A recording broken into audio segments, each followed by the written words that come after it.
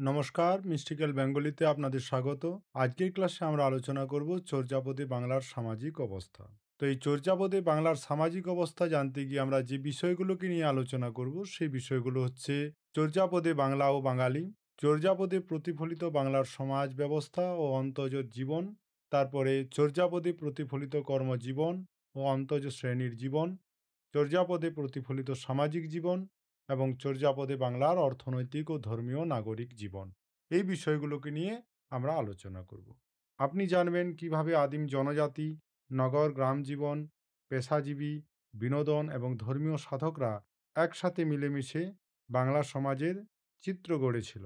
তাহলে চলুন আজকের এই গুরুত্বপূর্ণ ক্লাসটিকে নিয়ে জানি। প্রথমে যে বিষয়টি নিয়ে আমরা জানব সেটা হচ্ছে ভাষার ভৌগোলিক প্রেক্ষাপট ও দাবি এবং পাল্টা দাবি। চর্যাপদ হল বাংলা সাহিত্যের আদি নিদর্শন। কতটা আদি? না, অনুমান করা হয় খ্রিস্টীয় দশম থেকে দ্বাদশ শতকে এর রচনা হয়েছিল। এর রচয়িতা বৌদ্ধ সিদ্ধাচার্যগণ এবং এর পটভূমি তৎকালীন সময়ের বৃহত্তর বাংলা। এই বৃহত্তর বাংলার ধারণাটি চর্যাপদের ভাষা ও ভৌগোলিক অধিকার নিয়ে বিতর্ক সৃষ্টি করেছে। কেমন? না, বৃহত্তর বাংলার ঐতিহাসিক প্রেক্ষাপট। বিষয়টা কেমন? চর্যাপদ রচনার সময়ে বাংলাদেশের ভৌগোলিক সীমা ছিল অত্যন্ত বিস্তৃত। এখন চর্যাপদ কোন সময়ে রচনা হয়েছিল? না, পাল রাজাদের আমলে। এই বিস্তৃতি মগধ, বর্তমানে বিহার থেকে কামরূপ, আসাম পর্যন্ত ছিল। তাহলে এই বৃহত্তর বাংলার পরিসীমাটা কেমন ছিল? না, এই প্রসঙ্গে বৃহত্তর বাংলা বলতে পাল শাসনাধীন এক বিশাল অঞ্চলকে বোঝানো হয়েছে, যার মধ্যে ছিল বর্তমানের বিহার, উড়িষ্যা, বাংলা, পশ্চিমবঙ্গ এবং বাংলাদেশ উভয়ই, এবং কামরূপ, যেটা বর্তমানে আসাম। পটভূমি কি? চর্যাপদ এই সমগ্র বৃহত্তর বাংলাতেই রচিত ও প্রচারিত হয়েছিল। ফলে এর পটভূমি আধুনিক পশ্চিমবঙ্গ বা বাংলাদেশের মধ্যেই সীমাবদ্ধ নয়। এখন ভাষার অধিকার নিয়ে বিতর্ক এবং বিভিন্ন প্রদেশের যে দাবিগুলো আছে চর্যাপদ নিয়ে। চর্যাপদের ভাষা প্রধানত প্রাচীন বা আদি বাংলা হলেও এই বৃহত্তর ভৌগোলিক অঞ্চলের প্রভাবে এতে কিছু আঞ্চলিক ভাষার শব্দ ও ব্যাকরণগত বৈশিষ্ট্য মিশে গিয়েছিল।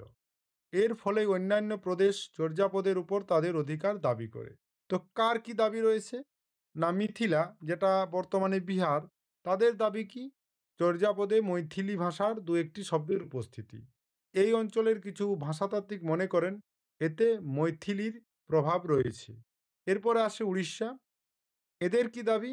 না, দু একটি ওড়িয়া শব্দের ব্যবহার এবং কয়েকজন পদকর্তার উৎকলের সঙ্গে সম্পর্ক, যেমন সবরপা, লুইপা। ভাষাতাত্ত্বিকেরা এই ভাষারও কিছু বৈশিষ্ট্য খুঁজে পান। এরপরে আসে হিন্দিভাষী অঞ্চল। তাদের কি দাবি? না, কিছু পদে পশ্চিমা অপভ্রংশের প্রভাব দেখতে পাওয়া যায়, যা হিন্দি ভাষার জন্মলগ্ন বলে মনে করা হয়। এ বিষয়ে কি বিশ্লেষণ রয়েছে? না, কেউ কেউ চর্যাপদের ভাষাকে হিন্দি ভাষার অন্তর্ভুক্ত করতে চান এইসব কারণে। আসাম কি বলে?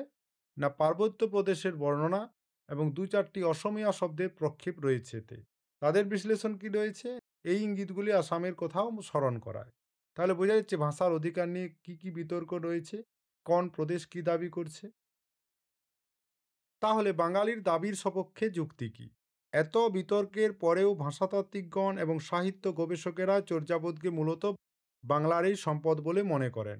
এর প্রধান কারণগুলো হচ্ছে বাঙালি রচয়িতা ও বাংলা পটভূমি। অধিকাংশ পদ বাঙালি সিদ্ধাচার্য দ্বারা রচিত এবং এতে তৎকালীন নদীবহুল বাংলার জীবনযাত্রা এবং প্রবাদ প্রবচনের স্পষ্ট প্রতিফলন রয়েছে, যা বাংলার সংস্কৃতির সঙ্গে বেশি সম্পর্কিত। যেমন এতে দেখতে পাওয়া যায় নৌকা চালনা, মাছ ধরা, ডোম, শবর, শুঁড়ি ইত্যাদি নিম্নবর্গের মানুষের জীবন চিত্র। ডক্টর সুনীতি কুমার চট্টোপাধ্যায়ের সিদ্ধান্ত 1926 সালে তার বিখ্যাত গ্রন্থ the origin and development of the Bengali ল্যাঙ্গুয়েজের ধ্বনিতত্ত্ব, রূপতত্ত্ব, ছন্দ বিশ্লেষণ করে তিনি প্রমাণ করেন যে চর্যাপদের ভাষা আদি বা প্রাচীন বাংলাই, যদিও এতে অন্যান্য ভাষার মিশ্রণ রয়েছে। এছাড়াও চর্যার একাধিক পদে সরাসরি বঙ্গাল দেশ, পৌয়া খাল মানে পদ্মা নদী, বঙ্গালী ভৈলি মানে বাঙালি হলো, এই বিষয়গুলোর উল্লেখ থাকায় বাঙালির দাবি সবচেয়ে জোরালো। তাই আপনাদের মনে রাখতে হবে বর্তমানকালের পশ্চিমবঙ্গের বা বাংলাদেশের সীমানার দিকে তাকিয়ে চর্যাপদের ভাষাকে বিচার করলে বিভ্রান্ত সৃষ্টি হবে। বরং এই পদগুলিকে খ্রিস্টীয় দশম থেকে 1200 শতকের পাল শাসনাধীন বৃহত্তর বাংলার পটভূমিতে সৃষ্টি একটি আঞ্চলিক ভাষা মিশ্রিত প্রাচীন বাংলা ভাষার আদি নিদর্শন হিসেবে গ্রহণ করাই সবচেয়ে বেশি যুক্তিযুক্ত। এরপর আমরা আলোচনা করব চর্যাপদে প্রতিফলিত বাংলার সমাজ ব্যবস্থা ও অন্তজ শ্রেণীর জীবন। চর্যাপদে প্রতিফলিত বাংলার সমাজ ব্যবস্থা এবং নিম্ন শ্রেণীর জীবনের কি ছবি আছে এখন আমরা জানব। চর্যাপদ শুধুমাত্র বাংলা সাহিত্যের আদি নিদর্শন নয়, এটি খ্রিস্টীয় দশম থেকে দ্বাদশ শতকে তৎকালীন বাংলার সমাজ ব্যবস্থা, জনজাতি এবং তাদের জীবনযাত্রার এক সুস্পষ্ট প্রতিচ্ছবি। এই পদগুলির মাধ্যমে তৎকালীন সমাজের শ্রেণীবিন্যাস এবং আদিম আদিবাসীদের গুরুত্বপূর্ণ ভূমিকা লক্ষ্য করা যায়। অনার্য প্রধান বাংলার নিজস্বতা, প্রথম যে পয়েন্টটি আসে, এটি কি বিষয়? না, বাংলাদেশ মূলত ছিল অনার্য প্রধান। যদিও গুপ্ত যুগ মানে খ্রিস্টীয় চতুর্থ শতক, যদিও গুপ্ত যুগ থেকে আর্য ভাষা, সভ্যতা এবং সংস্কৃতির প্রভাব পড়তে শুরু করে, তবুও বাংলা কখনোই তার আপন নিজস্বতাকে বিসর্জন দেয়নি। বাঙালি জাতি আর্য সংস্কৃতিকে নিজস্ব বৈশিষ্ট্য ও জীবনবোধের মাধ্যমে একটা নতুন রূপে গ্রহণ করেছিল। আর্য আগমনের বহু আগে থেকেই শবর, পুলিন্দ, ডোম, নিষাদ, চণ্ডাল প্রভৃতি আদিম আদিবাসীদের প্রভাব সমাজে যথেষ্ট দেখতে পাওয়া গিয়েছিল। তৎকালীন বাঙালি জাতির একটি বড় অংশ এই আদিম জনজাতির জনজাতিরা অধিকার করেছিল। এর পরের পয়েন্টে যে বিষয়টি আছে সেটা হচ্ছে সমাজে নিম্নবর্গীয়দের প্রাধান্য। চর্যাপদের এই আদিম জাতিগুলির চরিত্র, জীবনচর্চা, বাসস্থান এবং জীবিকা এত প্রধান হয়ে ওঠার কারণ হলো এই পদকর্তা সিদ্ধচার্যগণ মূলত মানবতাবাদী দৃষ্টিভঙ্গি নিয়ে ধর্মীয় তত্ত্ব প্রচার করতেন। যেমন জনজাতি আছে একটি শবরী, চর্যায় তাদের অবস্থান এবং জীবনচিত্রের কি পরিচয় মেলে? না, উচ্চ পর্বত বা অরণ্যে তাদের বাস। তারা ময়ূরের পুচ্ছ পরিধান করত, গলায় গুঞ্জা ফুলের মালা পরত, তারা স্বরধনু দিয়ে জীবিকা নির্বাহ করত এবং মহাশ্রুকে কর্পূর মিশ্রিত তামাক সেবন করত। ডোমডোম্বি, তাদের কি জীবনচিত্রের পরিচয় পাই আমরা চর্যায়? না, সমাজের একেবারে অন্তজ শ্রেণীভুক্ত তারা। এরা নৌকা চালনা এবং বাঁশের কাজ করত, যেমন চাঙ্গাড়ি বা চাঙ্গাড়ি বোনা। এরপরে আরেকটি জনজাতির পরিচয় পাই, সেটি হচ্ছে চণ্ডাল। এরা সমাজের ঘৃণিত শ্রেণী হিসাবে চিত্রিত হয়েছে চর্যাপদে। এরপরে আসে যে বিষয়টি, সেটা হচ্ছে সভ্য জীবন থেকে দূরত্ব ও বাসস্থান। চর্যাপদে স্পষ্ট উল্লেখ রয়েছে যে আদিম জাতিগুলি সমাজের উচ্চস্তরে জায়গা পায়নি, তারা ছিল সমাজের নিম্ন অন্তজ শ্রেণীর অন্তর্ভুক্ত। ফলস্বরূপ সভ্য নাগরিক জীবন থেকে তাদের অনেক দূরে সরে যেতে হয়েছিল। উচ্চভূমিতে বাস ছিল তাদের। কেমন? তাদের বাসস্থান সাধারণত লোকালয় বা সভ্য জনপদ থেকে দূরে উচ্চভূমি বা অরণ্যে ছিল।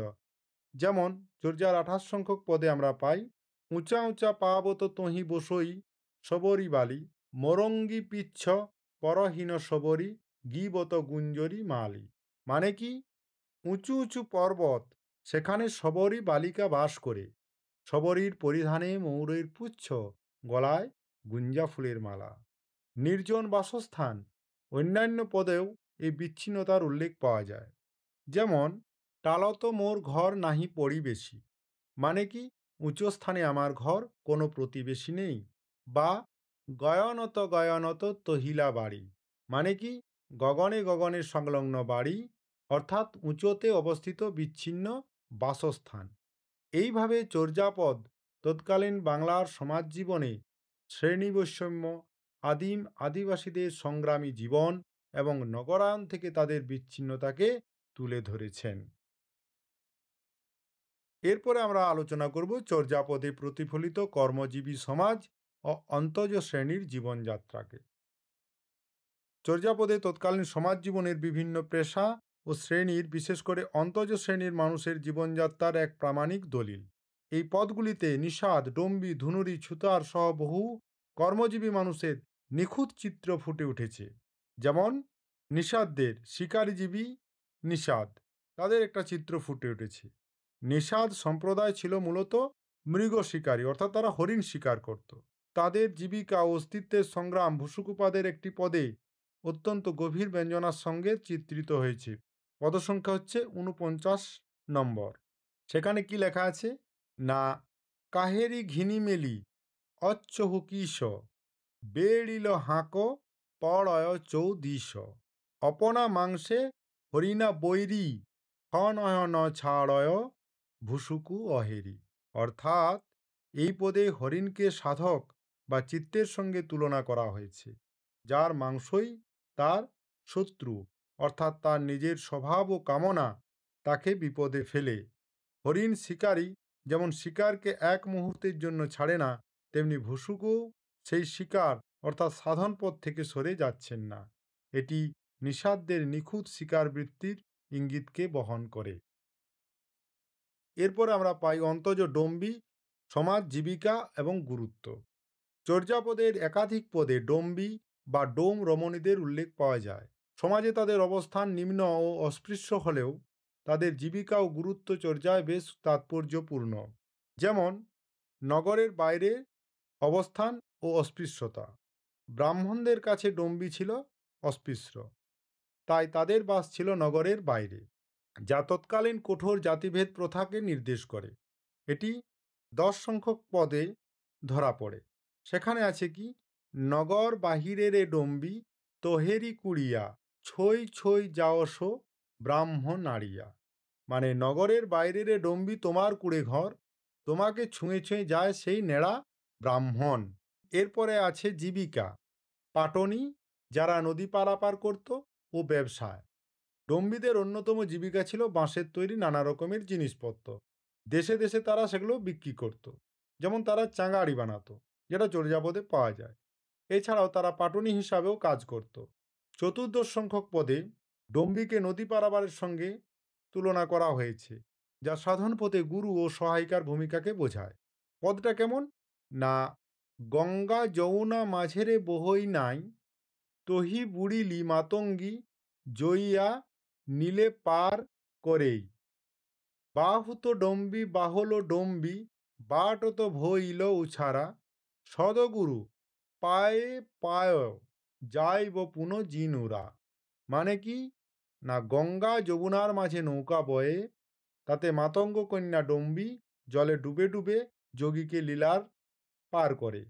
ডম্বি তুমি বাহ, বেয়ে চলো ডম্বি, পথে দেরি হলে সদ্গুরু পায়ে যাব, পুনরায় জিনপুরে যাব। এরপরে আসে নৃত্যগীত ও সংস্কৃতি। ডোম রমণীরা নৃত্যগীতির মাধ্যমেও তাদের জীবিকা নির্বাহ করত। দশম সংখ্যক পদে কাহ্নপাদ ডম্বীর অসাধারণ নৃত্যকুশলতার বর্ণনা দিয়েছে, যা তাদের সাংস্কৃতিক দক্ষতার পরিচয় দেয়।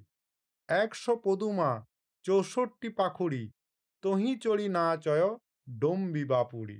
একটি সেই পদ্ম, তার 64টি পাপড়ি, তার উপর চড়ে ডম্বি নাচ করে। বুঝতে পারছেন?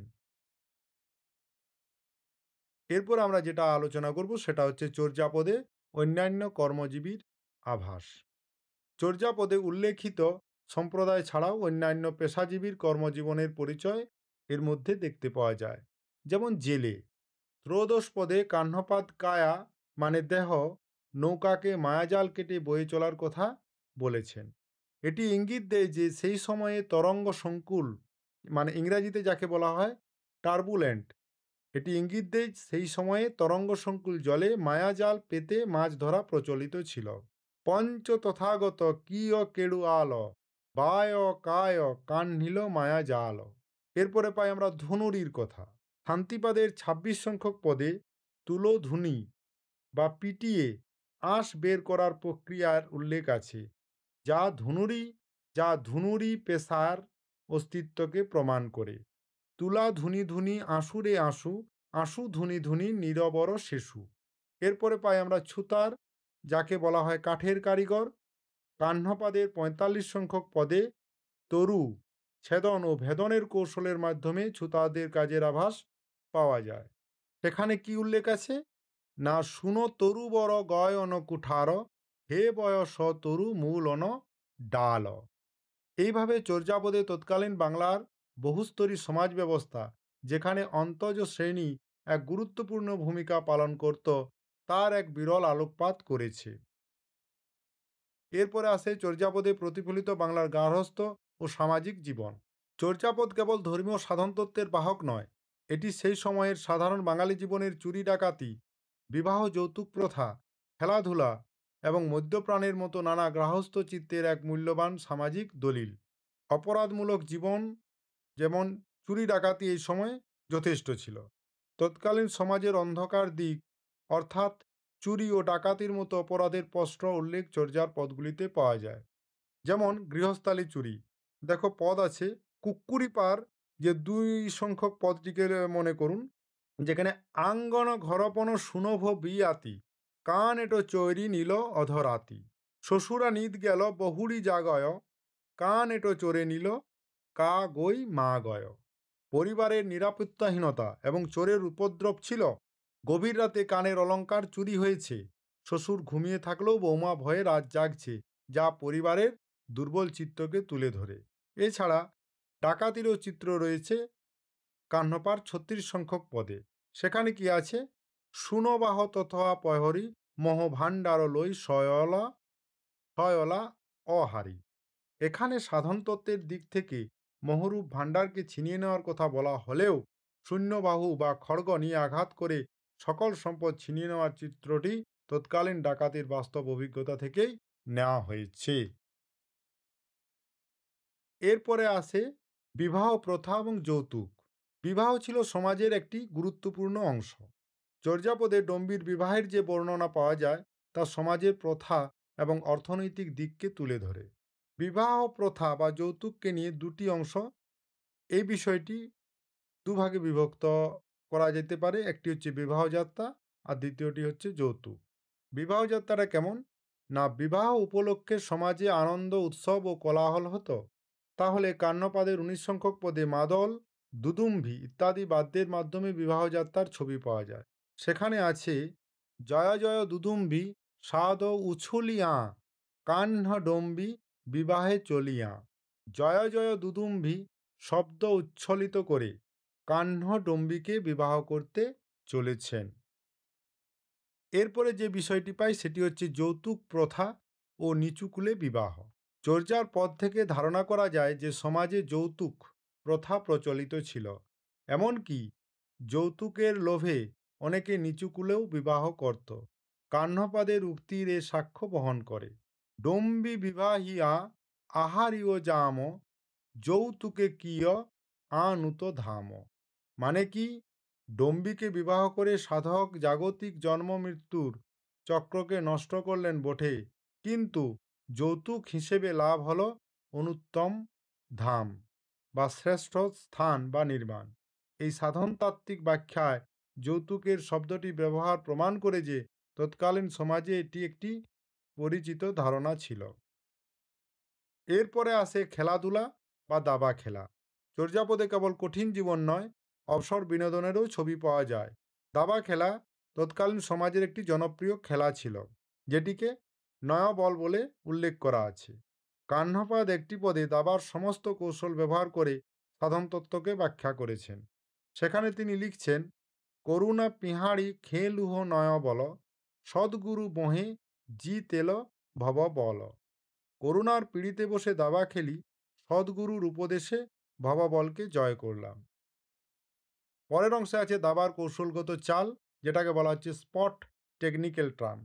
দাবা খেলার কৌশল চর্যাপদে পুঙ্খানুপুঙ্খভাবে বর্ণিত হয়েছে। যেমন বড়িয়া মরারি ইয়, মানে বড়েক মারা, বিশপ অ্যাটাক অথবা শক্তিশালী ঘুঁটি নিষ্ক্রিয় করা, এটি স্ট্র্যাটেজিক টার্গেটকে ইঙ্গিত করে।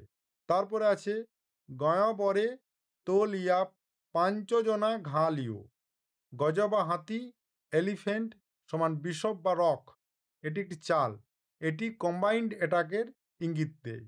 এরপরে আছে মতীয় ঠাকুরক পরিনিবিতা বা মন্ত্রী বা মাত দিয়ে রাজাকে নিবৃত্ত করা, এটি চেকমেট ধারণা।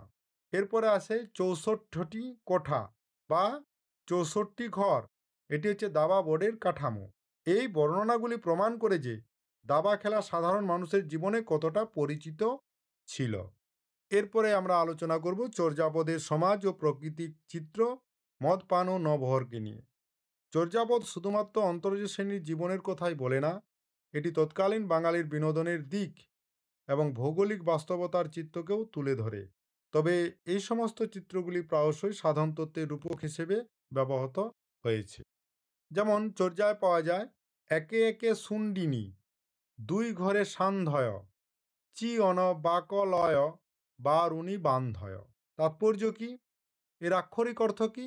একজন শুঁড়িনী মানে যিনি মদ বিক্রেতা একাধিক ঘরে বা স্থানে প্রবেশ করছে, সে দুর্বল বালককে মানে অপরিপক্ক উপকরণ বা কচি ছেলে দিয়ে বারুণী মানে মদ তৈরি করছে। এর সাধনতাত্ত্বিক রূপক কি? এর অন্তর্নিহিত অর্থ কি? না, শুঁড়িনী হলেন যোগিনী বা গুরু শক্তি, যিনি দুটি ঘর শ্বাস প্রশ্বাস বা ইড়া পিঙ্গলা নিয়ন্ত্রণ করেন। দুর্বল বালক হল শূন্যতা বা অবধূতিকা নারী, যার মাধ্যমে বারুণী বা নির্বাণ আনন্দ প্রস্তুত হয়। এরপরে আরেকটি লাইন আছে, দশমী দুয়ারত চিহ্ন দেখিয়া আইল গারাহক অপনে বহিয়া। দশম দুয়ারে, শুঁড়ি বাড়ির দরজা বা মদের আড্ডা, তাকে দশম দুয়ার বলছে। মদের চিহ্ন দিকে গ্রাহক মানে মাতাল নিজেই ছুটে আসছে। দশম দুয়ার হলো দেহের দশম দ্বার বা যাকে বলা হচ্ছে ব্রহ্মরন্ধ্র, যেখানে চিহ্ন বা জ্ঞান দেখলে গ্রাহক মানে সাধক নিজেই চলে আসে। এই পদটির আরো একটি লাইন আছে, ৬৪টি ঘড়িলে তেল পসরা পৈঠেল গরাহক নাসি নিসারা। ৬৪টি ঘোড়ায় মদ ঢেলে সাজানো হয়েছে, একবার সেই দোকানে ঢোকা গ্রাহক আর বের হতে পারেনি, মানে মদের নেশায় সে মত্ত হয়ে যায়। এর অন্তর্নিহিত অর্থ কি? ৬৪টি ঘোড়া হলো দেহের ৬৪টি নারী বা যোগিনী। গ্রাহক বলতে সাধক একবার মহাসুখের রাজ্যে মানে শুঁড়ি ঘরে প্রবেশ করলে তার আর পুনরায় জন্মচক্রে ফিরে আসা হয় না, যেটাকে বলা হচ্ছে নিসারা। এই পদটি প্রমাণ করে যে তৎকালীন সমাজে মদ্যপান একটি স্বাভাবিক ঘটনা ছিল এবং মদের আড্ডাগুলি বেশ সুপরিচিত ছিল। এরপরে আমরা পাই নদীমাতৃক বাংলার একটি পরিচয়। বাংলা চিরকালেই নদীমাতৃক দেশ। চর্যাপদের নিগূঢ় তত্ত্বকথা বোঝাতে প্রায়শই নৌকা, নদী, খাল, বিল, হাল ইত্যাদির রূপক চিত্র ব্যবহার করা হয়েছে, যা বাংলার ভৌগোলিক বাস্তবতাকে ফুটিয়ে তোলে। কম্বলাম্বর পাদের ৮ সংখ্যক পদে নৌবাহনের খাঁটি বাস্তব চিত্রটি সাধন তত্ত্বের সঙ্গে নিপুণভাবে মিশেছে। তার পদে যে উক্তিটি পাই সেটি হচ্ছে, শোনে ভরতি করুণা নাবি রূপা থই নাহিক ঠাবি। এর আক্ষরিক অর্থ কি? নৌকা সোনার মতো মূল্যবান সম্পদে পূর্ণ, রূপা রাখার আর জায়গা নেই। অন্তর্নিহিত অর্থ কি? নৌকা হলো কায়া মানে দেহ, সোনা হলো করুণা আর রূপা হলো শূন্যতা। করুণা শূন্যতা দ্বারা দেহরূপী নৌকাকে পূর্ণ করতে হবে, এটাই এই লাইনের মাধ্যমে বোঝানো হয়েছে। এরপরে যেমন একটি আছে, খুন্টি উপাড়ি মেলিলি কাচ্ছি বাহুত কামলি সদ্গুরু পুচ্ছি। এর আক্ষরিক অর্থ কি? না, নৌকার খুঁটি উপড়ে এবং কাছি খুলে দেওয়া হলো, অর্থাৎ নৌকা যাত্রা শুরু করতে প্রস্তুত। খুঁটি হলো মায়ার বন্ধন আর কাছি হলো মোহের শৃঙ্খল। গুরুর নির্দেশ নিয়ে এই বন্ধন ছিঁড়ে সাধনা দিকে যাত্রা করতে হবে। এছাড়াও মাঙ্গত চড়হিলে চৌদিশ চা হয় কেড়ুয়াল নাহিকে কি বাহবকে পারয়। নৌকার পিছনে অর্থাৎ মাস্তুল বা হাল ধরা স্থান চড়লে চারিদিকে তাকানো হয়, কিন্তু হাল না থাকলে কে বাইতে পারে। হাল বা কেড়ুয়াল হলো সমাধি স্থিরতা বা গুরুর উপদেশ, সঠিক দিক নির্দেশনা ছাড়া মোহের সাগরে কায়া নৌকা চালানো সম্ভব নয়। এছাড়া বাম দাহিন চাপি মিলি মিলি মাঙ্গা বাটত মিলিল মহাসুখ সাঙ্গা। নৌকার ডান দিক বাম দিক চেপে বা স্রোতের সঙ্গে মিলে পথ চললে তবেই মহাসুখের সঙ্গ লাভ হয়। বাম ডান হলো ইড়া পিঙ্গলা নাড়ী, এই দুই নাড়ীর চাপকে নিয়ন্ত্রণ করে মাঝের পথ বা মাঙ্গা বা অবধূতিকা ধরে চললে সেই পথেই মহাসুখ লাভ হয়। এই চিত্রগুলি প্রমাণ করে যে চর্যাপদ একদিকে যেমন ধর্মীয় তত্ত্বের গভীরে প্রবেশ করেছে, তেমনি অন্যদিকে তৎকালীন বাংলার সমাজ ও প্রকৃতিকে তাদের রূপক হিসাবে ব্যবহার করে সেই জীবনকে জীবন্ত করে তুলেছে। চর্যাপদের পদগুলি তৎকালীন বাংলার অর্থনৈতিক, ধর্মীয় ও নাগরিক জীবনের একটি সামগ্রিক চিত্রকে তুলে ধরে। সাধনতত্ত্বের আবরণে থাকা এই বাস্তব উপকরণগুলি খ্রিস্টীয় দশম থেকে 1200 শতকের সমাজকে বুঝতে সাহায্য করে, যেমন গ্রামীণ ও অর্থনৈতিক জীবনযাত্রা। চর্যাপদে যদিও নগরকেন্দ্রিক চিত্রকে তুলে ধরে, তবুও জীবনযাত্রার বিভিন্ন উপাদান গ্রামীণ অর্থনীতি ও দৈনন্দিন জীবনের ইঙ্গিত দেয়, যেমন পশুপালন ও কৃষি সম্পর্কিত উপাদান। চর্যায় গোপালন এবং দুধ দোয়ানোর উল্লেখ রয়েছে। কৃষিকাজে ব্যবহৃত বলদের ব্যবহারের কথাও জানা যায়। হাতির ব্যবহারও সমাজে অজানা ছিল না, যা আভিজাত্য ও সামরিক শক্তির ইঙ্গিত দেয়। এছাড়াও দৈনন্দিন সামগ্রী ও পেশা, পূর্বে উল্লেখিত জেলে, তাঁতি, ধুনুরি, ছুতার সহ বিভিন্ন পেশাজীবীর উল্লেখ প্রমাণ করে যে তৎকালীন অর্থনীতি ছিল পেশাভিত্তিক এবং নিত্য প্রয়োজনীয় জিনিসপত্রের উৎপাদন ও ব্যবহার ছিল খুবই স্বাভাবিক। এরপর আমরা যেটা পাই সেটা হচ্ছে নগর জীবনের বিন্যাস এবং বৈশিষ্ট্য। চর্যাপদ মূলত নগরের চিত্রকে তুলে ধরেছে, যদিও মনে করা হয় সেই যুগে গ্রাম ও নগরের মধ্যে জীবনযাত্রার তেমন কোনো পার্থক্য ছিল না। যেমন অর্থনৈতিক ভিত্তি, বস্ত্র উৎপাদন কেন্দ্রিক। তৎকালীন নগর ও জনজীবনগুলি বহন শিল্পকে কেন্দ্র করে গড়ে উঠেছিল। অবস্থান নদী তীরবর্তী ছিল। বাংলার নদীমাতৃক বাস্তবতা এখানেও প্রতিফলিত। নদীপথ ছিল ব্যবসা বাণিজ্যের প্রধান মাধ্যম। এরপর আসে বাণিজ্য। ব্যবসা বাণিজ্য চলে রাজপথের অদূরবর্তী। এর দ্বারা বোঝা যায় যে নগরগুলি ছিল বাণিজ্যিক কেন্দ্র এবং স্থলপথেও রাজপথের মাধ্যমে যোগাযোগ বিদ্যমান ছিল। কৃষির অনুপস্থিতি, যেমন গাঁয়ের উল্লেখ নেই, কৃষির কথা বলা হয়নি।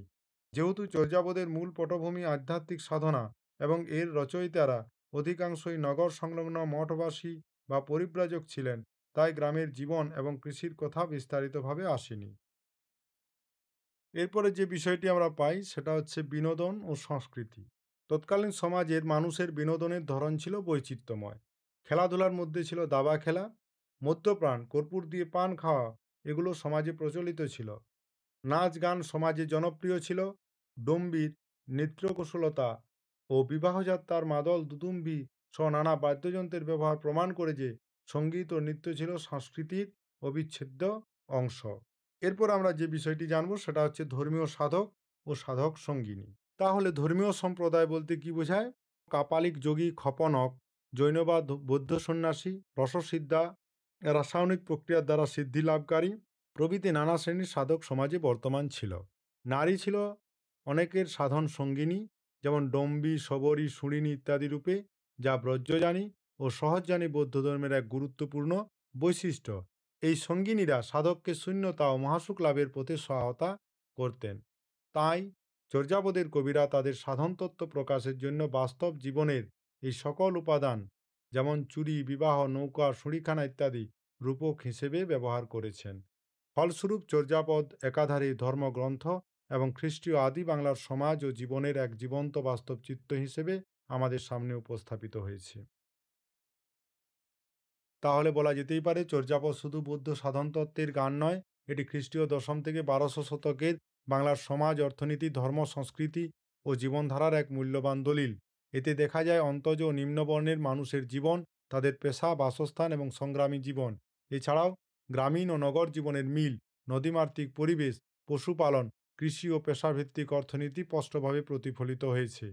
ধর্মীয় সাধক এবং সাধন সঙ্গিনীকে কেবল আধ্যাত্মিক চরিত্র হিসেবে নয়, সামাজিক ও সাংস্কৃতিক প্রেক্ষাপটও প্রভাবশালী হিসাবে দেখানো হয়েছে। বিনোদন, খাদ্যাভ্যাস, সঙ্গীত, নৃত্য ও খেলা সবই সমাজের অবিচ্ছেদ্য অংশ। সারমর্ম তাহলে কি না চর্যাপদ প্রাচীন বাংলার সমাজের জটিলতা, বৈচিত্র্য এবং সংস্কৃতি ও আধ্যাত্মিকতার সমন্বয়কে বোঝার জন্য অমূল্য দলিল। এখানেই আজকের ক্লাসটি শেষ করছি। ধন্যবাদ সবাইকে ভিডিওটি দেখার জন্য। আজ আমরা চর্যাপদে প্রতিফলিত প্রাচীন বাংলার সমাজ, অর্থনীতি, ধর্ম ও সংস্কৃতির নানা দিক নিয়ে আলোচনা করেছি। আশা করি ভিডিওটি আপনাদের বাংলা সাহিত্যের আদি নিদর্শন এবং তৎকালীন সমাজের জটিল জীবনচিত্রকে বোঝার ক্ষেত্রে সহায়ক হয়েছে। যদি ভিডিওটি আপনাদের ভালো লেগে থাকে তাহলে লাইক করুন, কমেন্ট করে জানান কোন অংশটি সবচেয়ে আকর্ষণীয় মনে হয়েছে এবং অবশ্যই সাবস্ক্রাইব ও নোটিফিকেশন বেল চাপাতে ভুলবেন না, যেন আমাদের পরবর্তী ভিডিওটি সহজে আপনাদের কাছে পৌঁছায়। আমাদের চ্যানেলে আরও পাবেন চর্যাপদ, প্রাচীন বাংলা ভাষা, সাহিত্য ও সংস্কৃতি সম্পর্কিত গভীর বিশ্লেষণমূলক ভিডিও। ধন্যবাদ। আবারও দেখা হবে পরবর্তী ভিডিওতে। শুভ পাঠ, শুভ সাধনা।